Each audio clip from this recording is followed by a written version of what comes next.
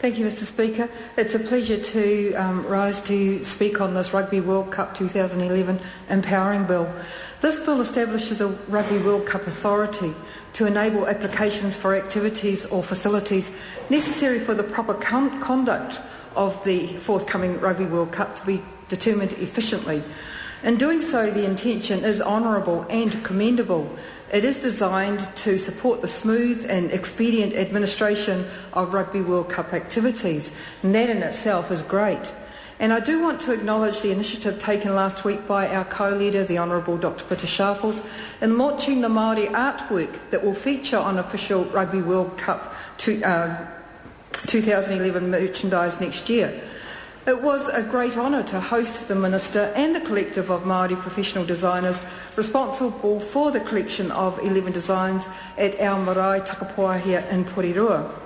I would really encourage members to look into the work of these 6 young Māori artists, 5 of whom are from Ngā Aho Incorporated, who will achieve international recognition, I believe, for the Rugby World Cup Māori art program derived from their talents. And I want to just reiterate some comments the Minister made at the hui. He said the Rugby World Cup is not just about the rugby. It's also about the economic and commercial benefits to our country and our people. And that's the kaupapa of today's celebration. In fact, it isn't just rugby that will be the winner on the day. This is a very important statement, a statement which I believe to be critical to the successful implementation of this bill. Now, the amazing environment at Takapuahia last week seemed to me an utter contrast to some of the issues that we have raised in previous readings of this bill. As has been well debated, the bill speeds up the consenting process for Rugby World Cup related facilities and activities and allows for special Rugby World Cup liquor licences. This has always been an issue for us, and indeed for the general public. Our greatest concern is that the much lauded new flexibility might lend itself to an increase in beer tents for partygoers or a relaxed environment in which to entice excessive alcohol-induced behaviours from foreign tour parties coming along to support their team, not to mention our hooligans. We have been keen to ensure appropriate management to avoid public disturbances or mass arrests from the specific liquor licensing requirements. And I do have to raise a concern that we might be placing so much emphasis on liquor licensing to allow people the opportunity to become inebriated while watching the rugby, whereas for a significant sector of our population, simply getting to the game itself will be an issue. We have spoken about the need for the Rugby World Cup to be accessible and leave New Zealand with a legacy of accessible infrastructure for the growing access tourism market.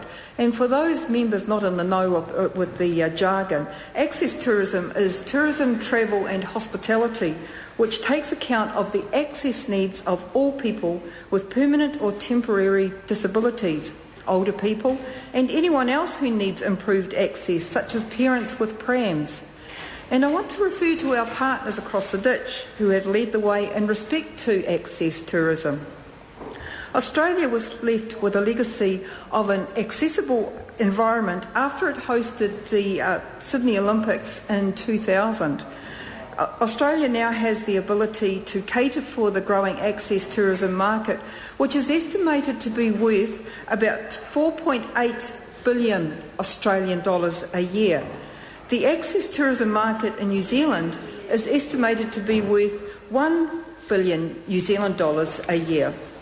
Access tourism presents a major economic opportunity and is growing in popularity in many parts of the world because of increasing numbers of post-World War II baby boomers wishing to travel who are ageing and therefore experiencing a degree of disability. An accessible event needs to be accessible at every point of the journey. It starts with being able to confidently book online in the knowledge that the details on accessibility are reliable and consistent. Poor information acts as a barrier and discourages people with access needs to travel.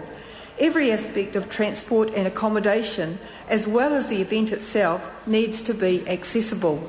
So finally, the opportunity exists with the Rugby World Cup to create an accessible environment for all to enjoy a great game of rugby.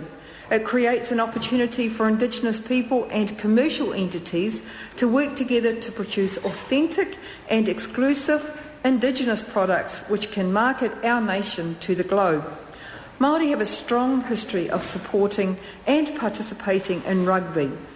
The Māori Party does have concerns that alcohol is already playing too prominent a role in the World Cup, and we are concerned that the Minister for the Rugby World Cup has too much power under the bill, but we will support this bill at its third reading.